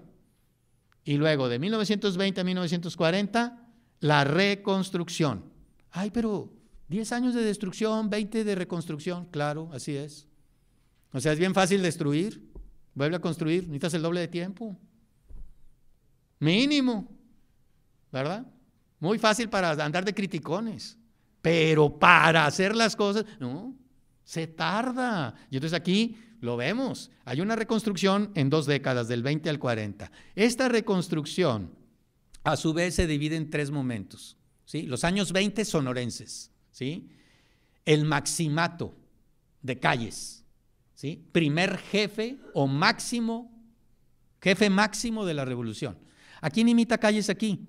Este es algo también bien interesante, siempre tenemos modelos, ¿sí? Calles está imitando a Carranza y no niega la cruz de su parroquia. Calles siempre admiró a Carranza. Carranza era el jefe de la revolución, el primer jefe de la revolución. Cuando se queda Calles como ganador de la revolución, al ser asesinado Obregón, ¿sí? Poco a poco va a ir construyendo el mote de jefe máximo de la revolución. Y eso se llama el maximato.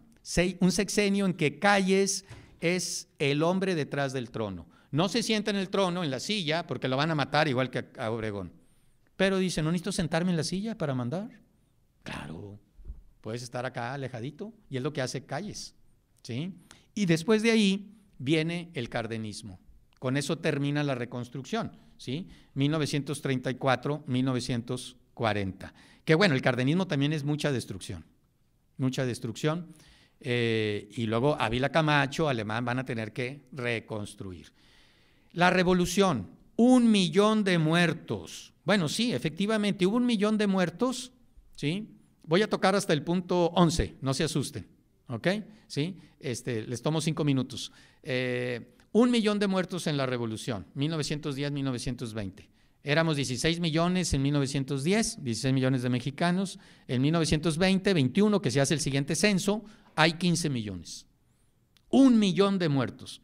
No, 1 millón que no están, pero no necesariamente están muertos, o no están muertos por la revolución, ¿sí? Así es. Más o menos, como lo apunta Rodrigo, unos 400,000, 500,000 migraron. Medio millón de mexicanos se fueron a Estados Unidos, perseguidos, sobre todo gente del centro sur. Vienen estos norteños a destruir las iglesias, a robarse todo lo que hay, ¿sí? Te miran desde el caballo montados, ¿sí? Es gente arrogante, con sombrero tejano, con pistola, como si fuera el oeste. El centro y sur de México es gente de a pie, de manta, de guarachi, de sombrero de palma, de maíz, de tortillas de maíz con frijol. Es otro México, México que va a la iglesia, ¿sí? Y entonces se asusta y muchas de estas familias pudientes se van a Estados Unidos. 500,000 se calcula. Entonces el otro 500,000 de muertos, no, ¿sí? Se calcula que hay como 200,000 muertos de la revolución, de esta guerra civil, correcto. Y los otros 300,000 que sobran, ¿sí? Murieron por la gripe española, que se da al acabar la Primera Guerra Mundial en 1918, se da esta epidemia que mata, no sé, millones de personas en Europa, en Asia, y cuando llegan a América también. Entonces ahí está el 1,000,000 de muertos, ¿sí? ¿La revolución movilizó a todo México? No, movilizó a los norteños, que se apoderaron de México, ¿sí? Los norteños por todos lados, norteños que estaban gobernando Yucatán. ¿Qué hace un norteño allá? ¿Sí? Bueno, porque ganaron la revolución y empieza entonces a tejer sus élites regionales, ¿sí? Se dice que hay más movilización en la cristiada que en la revolución. O sea, la cristiada se da en el Bajío, en el occidente de México, y como fue popular, la revolución son estas masas norteñas, ¿sí? Que era la zona más despoblada de México, y se apoderan de todo México. El discurso moderno revolucionario viene del norte, ¿sí? Pero la cristiada es esta movilización del México profundo, ¿sí? Y es donde está denso, donde hay mucha gente. Entonces se dice que la cristiada movilizó más personas, relativamente hablando, que la misma revolución, ¿sí? Y relativamente hablando costó más muertos que la misma revolución. Algunos hablan que en términos absolutos hubo 200,000 muertos, y muchos de ellos civiles en la cristiada. O sea, fue terrible. O sea, como que le inflamos mucho la movilización de la revolución, ¿sí? Sí hubo movilización, obviamente, pero no tanto como este movimiento cristero que se da de 1926 a 1940, con la cristiada y lo que llaman la segunda, puntos suspensivos, ¿verdad? Bien, caudillismo. Aquí vemos la irrupción de caudillos. El porfiriato, Porfirio. ¿Sí? No le llamamos la época positivista o la época liberal en el poder, no, porfiriato. ¿Sí? Y hablamos de maderismo, no hablamos del progresismo, maderismo, zapatismo. ¿Sí? O sea, estamos identificando las corrientes con un caudillo. ¿Sí? Y recordemos los caudillos que son. ¿Sí? Los caudillos son intermediarios entre un mundo moderno pequeño que tiene el poder y un mundo tradicional al cual según esto representan los caudillos. Entonces el caudillo es como un árbitro, abre el lenguaje tradicional y habla el lenguaje moderno. Y en la medida que cumple esa función, el caudillo es relevante y es poderoso. Cuando el caudillo deja de representar o deja de platicar con el mundo moderno, tiene que ver a los dos lados. ¿Sí? Si no cumple esa función de intermediario, de puente, de pontífice, de constructor de puentes, entonces es quitado. ¿Sí? Tiene que hablar con el mundo moderno, pero también hablar con la tradición, con el mundo tradicional. ¿Sí? Y todos los caudillos entonces cumplen esta función. Cuando dejan de cumplirla, se van. ¿Sí? Fíjense cómo Fidel Velázquez, este elemento muy importante en la Pax del PRI, ¿sí? Este líder sindical, es un caudillo en ese sentido. ¿Sí? Habla con el Estado moderno, pero también representa las bases obreras de la CTM. Y siempre lo representó. ¿Sí? ¿Cuándo vemos que estos líderes son como charros? Son como líderes que no lo representan, cuando nada más son un instrumento del poder. Entonces no representan acá. ¿Sí? Bueno, eso hay que tomarlo en consideración porque entonces vamos a tener caudillos en la Revolución Mexicana, muchos caudillos, todos son caudillos. Y el caudillo tiene ese mundo tradicional que lo sigue. O sea, México es un México tradicional, no se mueve por personas, se mueve por grupos. Entonces, un hacendado es maderista, toda la hacienda es maderista. Un hacendado es huertista, toda la hacienda es huertista. Un pueblo es zapatista, todo el pueblo es zapatista. O sea, aquí vamos a tener la revolución, no ricos contra pobres, sino grupos contra grupos. Y cada grupo es una pirámide, con ricos y pobres. Ricos y pobres contra ricos y pobres. ¿Sí? Nos han vendido esa idea de que fueron pobres contra ricos. No es tan cierta. ¿Sí? No es tan cierta. Zapata no es ningún pobre. Ningún pobre es. Vamos a hablar del zapatismo. Hay sus ricos en el zapatismo y hay sus campesinos pobrísimos. ¿Sí? Y entonces, bueno, hay que verlo más bien como una pirámide. ¿Sí? Y así como Villa es un maderista, Pascual Orozco es un maderista, clase baja, en el caso de Villa, clase media en el caso de Pascual Orozco, Madero pertenece a la burguesía. Y ambos son de la burguesía más rica de México, de Latinoamérica. ¿Sí? Y ambos se mueven en el maderismo, ¿sí? Los ricos y los pobres. Entonces hay que ver estos grupos, ¿sí? Finalmente, recordemos que aquí hay dos constituciones, la del 57, la antigua, la liberal, que le da el poder al Congreso, y la del 17 revolucionaria, que le da el poder al presidente. Entonces, todos los que gobernaron con la del 57 son débiles, sobre todo aquellos que la cumplieron. Madero cumplió la del 57. ¿Sí? Y entonces esa constitución le ataba las manos. Le ata las manos, ¿sí? Porque él es un respetuoso de la ley. ¿Sí? Por eso lo vemos como presidente débil, porque cumple la ley. Y la ley le da el poder al Congreso en la Constitución del 57, no al presidente.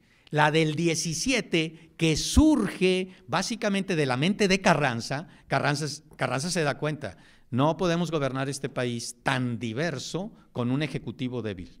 Entonces la del 17 es presidencialista. Oiga, pero los presidentes después agarraron más poder. Ah, sí, pero no necesitan. Nada más cumple la Constitución del 17 y es presidencialista. Cuando algunos de nuestros presidentes dicen, ay, no, es que soy débil, no tengo mayoría en el Congreso.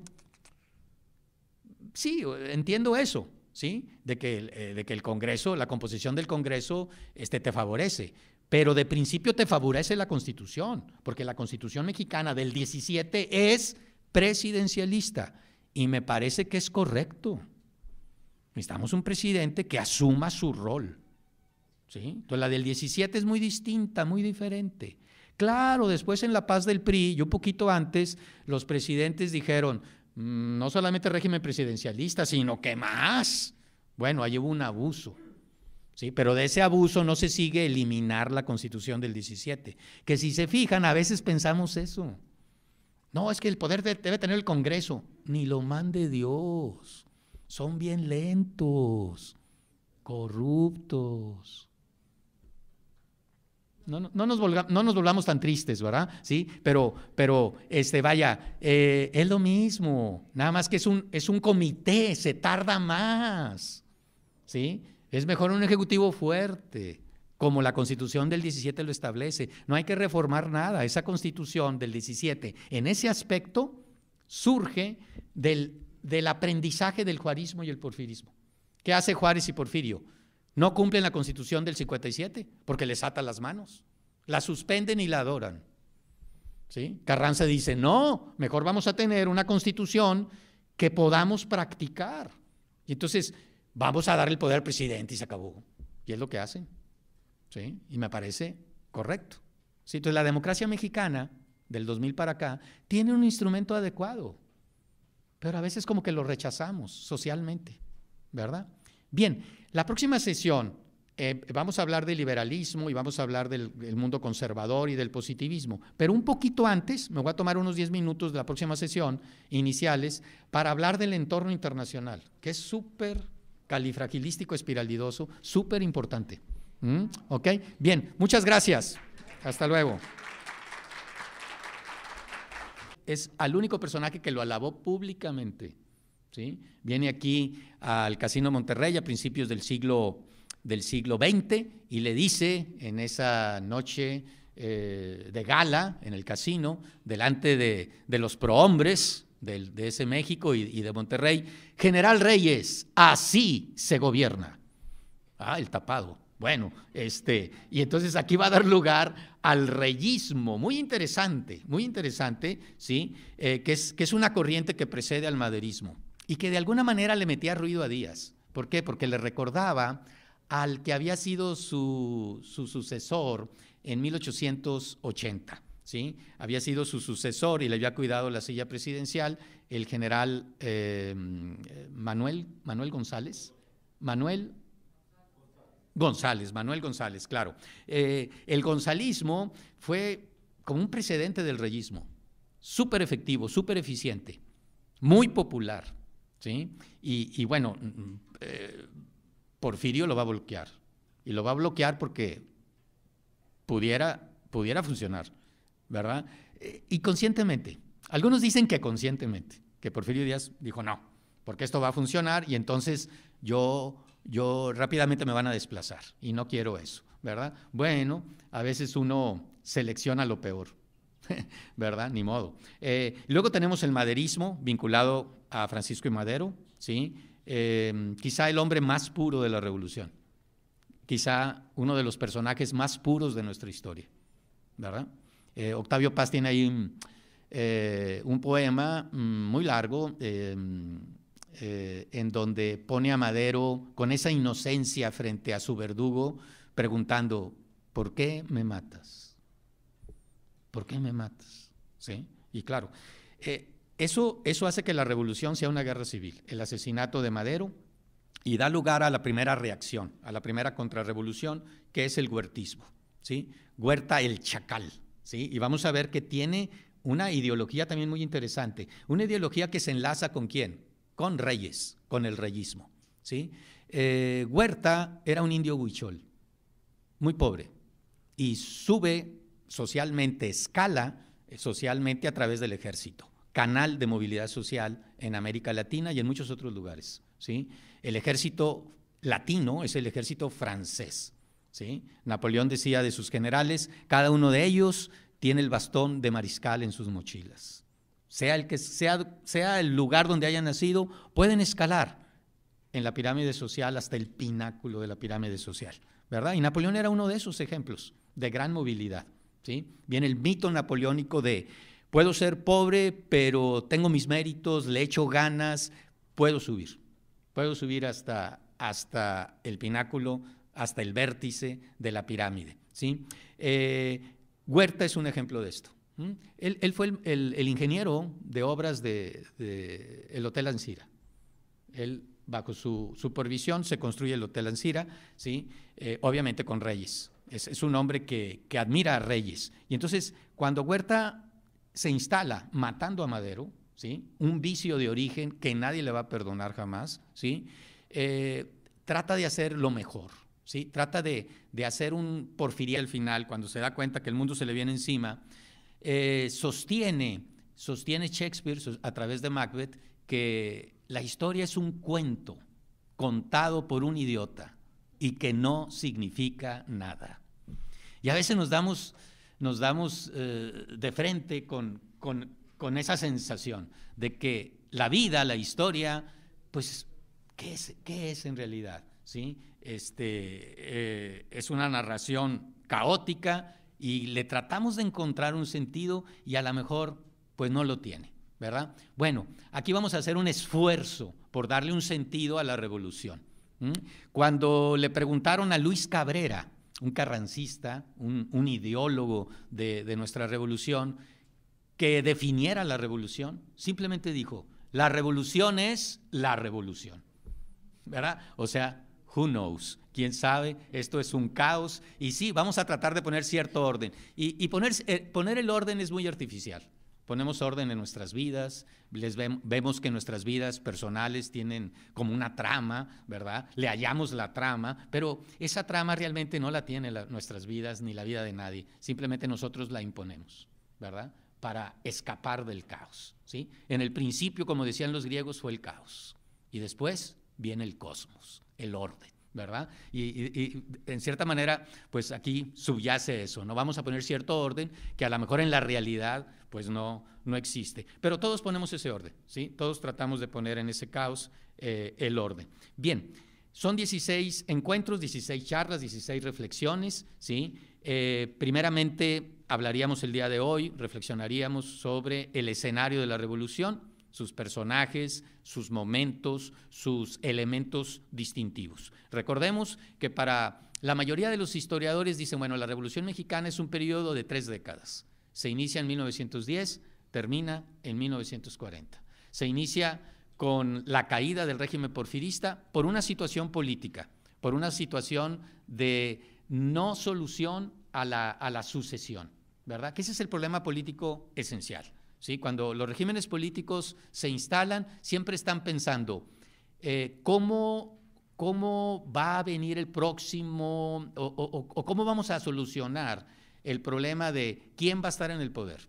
Cuando esta persona o este grupo deje de estar en el poder, ¿cómo vamos a solucionar quién lo va a sustituir? ¿Verdad? Entonces, la política o el régimen político no es otra cosa más que solucionar el problema de sucesión, ¿verdad? Y la democracia, pues es un juego, es una apuesta humana que lo soluciona muy sencillo, el que tenga más votos en una elección libre, ¿verdad? El problema es en los regímenes no democráticos, ¿cómo encontramos una solución? ¿Sí? Y es bien difícil. Veamos, por ejemplo, el régimen franquista en España, ¿sí? Fue difícil, ¿verdad? O el régimen, no nos vayamos tan lejos, nuestro régimen porfirista, Porfirio Díaz, nunca encontró la cuadratura al círculo o a lo mejor nunca la quiso encontrar, ¿verdad? Porque a veces el poder, bueno, no a veces, el poder corrompe y el poder absoluto corrompe absolutamente, ¿sí? Y nadie quiere dejar el poder, ¿sí? Se trate de una empresa. Pues muchas gracias, bienvenidos, bienvenidas nuevamente. Agradezco al patronato de 3 museos, de Museo de Historia Mexicana, a sus directivos, a la licenciada Magdalena, Luis Felipe, al personal del museo por esta invitación y esta oportunidad de nuevamente estar aquí con ustedes para reflexionar sobre nuestra memoria, la historia. A mí, bueno, a lo mejor lo hago equivocadamente, pero así siempre lo he considerado bueno, no siempre, pero los últimos 10 años, como una especie de psiquiatría social, ¿verdad? Estamos en el diván, todos, ¿sí?, del psiquiatra, y estamos analizando no nuestro pasado personal, pero sí nuestro pasado comunitario, ¿sí? Y la historia es muy práctica porque nos libera de fantasmas, nos limpia, nos limpia nuestra alma, nuestro espíritu, nuestra mente, para ser mejores personas y mejores ciudadanos, para convivir verdaderamente unos con otros.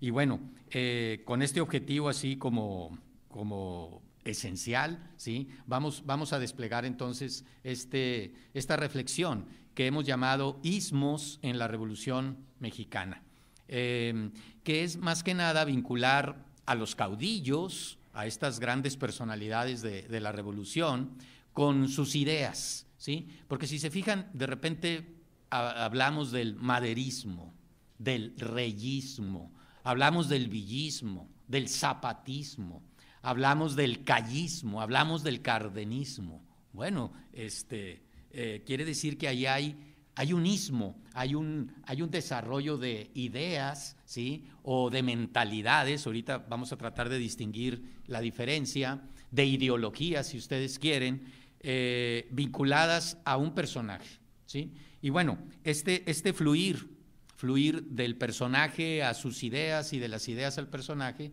es el tema de este diplomado de Ismos en la Revolución Mexicana. Vamos primeramente a revisar el programa. En esta primera charla, en esta primera reflexión, pues hablaríamos de la Revolución Mexicana, ¿sí?, como el caldo de cultivo, el escenario en donde van a aparecer estos personajes y sus ideas. Pero antes de eso, pues vayamos a reflexionar acerca del programa, cómo se va a desplegar el programa. El objetivo es vincular los personajes históricos de la Revolución Mexicana, 1910-1940, con las corrientes ideológicas y las mentalidades a las que dieron lugar. Comprender que biografía y contexto social son los ingredientes esenciales del devenir histórico de nuestra revolución y de cualquier situación histórica. En 16 sesiones, esto es algo nuevo, porque pues estamos aquí desplegando no un diplomado de 10, 12 sesiones, sino un diplomado de 16 sesiones, casi un semestre. O sea, tiempo vamos a tener suficiente para meditar todo esto. Vamos a desplegar en estas 16 encuentros estos lienzos históricos que, al modo de una pintura épica, nos van a sumergir en la diversidad de los hombres y en su caótico siglo, intentando poner un orden en esa furia shakespeariana que es el océano de la historia. Recuerden que en Macbeth, creo que Macbeth, casi esto cristaliza por vez primera en la nacionalización petrolera, en 1938, que la podemos ver así como muy estatizadora, como muy socialista, pero en parte está justificada y está apoyada por esta idea del nacionalismo revolucionario, ¿verdad? Algunos lo consideran un grave error también.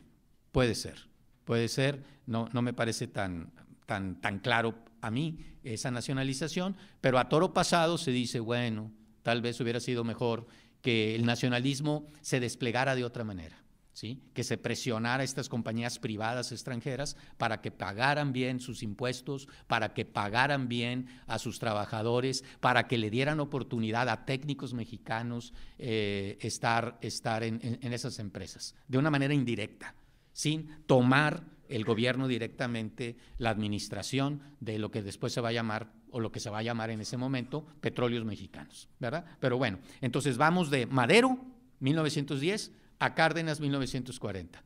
Ese es el primer punto que vamos a tratar de tocar ahorita, ¿sí? Y luego nos vamos ya a los caudillos y sus corrientes, ¿sí? En un segundo tema vamos a ver, digamos, las ideologías, ¿sí? Estas sí son ideologías, son un sistema de ideas que viene de Europa, ¿sí?, y que en el siglo XIX las élites políticas mexicanas van a absorber, ¿sí? No son ideologías mexicanas, son ideologías importadas.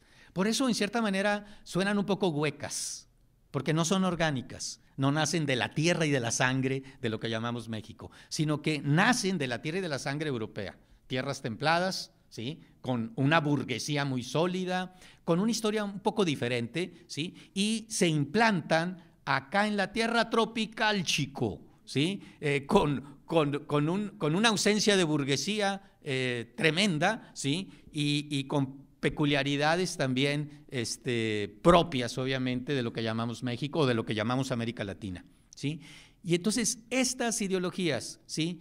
Se tratan de desplegar. Tenemos el liberalismo, tenemos el positivismo, ¿sí? Que lo capturan las élites modernizadoras, whatever that means, ¿verdad? Y por otro lado tenemos el conservadurismo. El conservadurismo que va en Europa de retirada, acá en América Latina forma parte de uno de los bandos elitistas, ¿sí? Entonces vamos a analizar eso, ¿sí? Como un precedente de la ideología, entre comillas, o las ideologías de la Revolución Mexicana. Luego vamos a hablar de Ricardo Flores Magón, de sus hermanos, los hermanos Flores Magón, que dan lugar al magonismo, ¿sí? Muy interesante, porque esta postura, esta corriente ideológica es lo más parecido a una ideología, ¿sí? En este caso la ideología anarquista.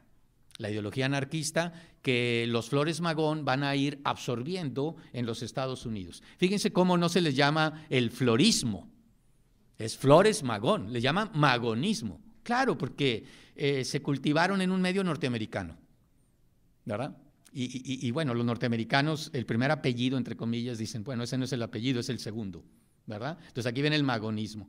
Después vamos a ver el reyismo con Bernardo Reyes, gobernador del estado de Nuevo León, a quien Porfirio Díaz fue el único que alabó Porfirio Díaz. Se trate de un hogar, se trate de un país, ¿sí? Lo más sabio es de saber dejar el poder, retirarse a tiempo, ¿verdad? Así como José Alfredo Jiménez, nuestro gran filósofo, dice, hay que saber llegar, no hay que llegar primero, sino hay que saber llegar. Bueno, yo diría que también hay que saber irse, ¿verdad? Y eso es bien difícil. Y aquí vamos a ver entonces cómo la revolución se inicia por el problema político de sucesión, ¿sí? Olvídense que del problema social, para nada. El problema político de sucesión, ¿sí? Trae consigo el México bronco, trae consigo que todo ese arreglo porfirista que se había hecho muy bien, ¿sí? Se derrumbe y se van a necesitar 30 años para reconstruir un sistema de alianzas, de pactos, que luego vamos a conocer como la Pax priista, así como la Pax romana, ¿verdad? La Pax americana, bueno, la Pax del PRI, que se va a desplegar básicamente en la segunda parte del siglo XX, 1940-2000, ¿sí? Y si se fijan, ahorita estamos como rearreglando una nueva Pax, la Pax democrática, whatever that means, ¿sí? Y es difícil, no es tan fácil. No es tan fácil llegar como a un acuerdo que dé orden, que dé paz para el progreso, para la convivencia comunitaria de estos Estados Unidos mexicanos, de esta pluralidad que llamamos México. Y bueno, se inicia así, ¿verdad? Y culmina, se inicia en 1910 y culmina en 1940, ¿sí? Cuando el sexenio del 34 al 40 se realizan lo que muchos estudiosos llamarían la esencia de la Revolución Mexicana, estas reformas cardenistas que implican la destrucción de la hacienda que había aparecido hacia 1550 en el paisaje mexicano, ¿sí? En el paisaje histórico mexicano. Cárdenas en 2 años la destruye, ¿sí? Y da lugar al ejido, ¿sí? Bueno, que fue uno de los graves errores, ahora toro pasado todo el mundo lo dice, uno de los grandes errores de la revolución, ¿sí? Además, se crea el sistema corporativo político sustancial de esta Pax priista alrededor del Partido de la Revolución Mexicana, que es prácticamente el PRI, un arreglo corporativo, tomando en cuenta los principales grupos de interés políticos, ¿sí? Incluyéndolos en un partido de masas, por vez primera en la historia mexicana. Y además viene todo ese nacionalismo revolucionario, porque surge una burguesía nacional con el porfiriato, no la había, ¿sí? El gran éxito de Porfirio Díaz, en parte, es crear una élite de hombres de negocios mexicanos, cuyo representante básico es Madero. Madero es el delfín, es el heredero de una de las grandes familias que se habían creado con los negocios del porfiriato, ¿sí? Y bueno, esta burguesía quería, como en otras partes del mundo, ¿sí?, manejar las cosas en este país, ¿sí? Y lo va a hacer con una ideología nacionalista, de crear un Estado-nación que privilegie a la burguesía de ese país, ¿sí? Y creo que ese es uno de los grandes objetivos de la Revolución Mexicana y uno de sus grandes logros, la creación de una clase media nacional y una clase de hombres de negocios mexicanos. Bueno,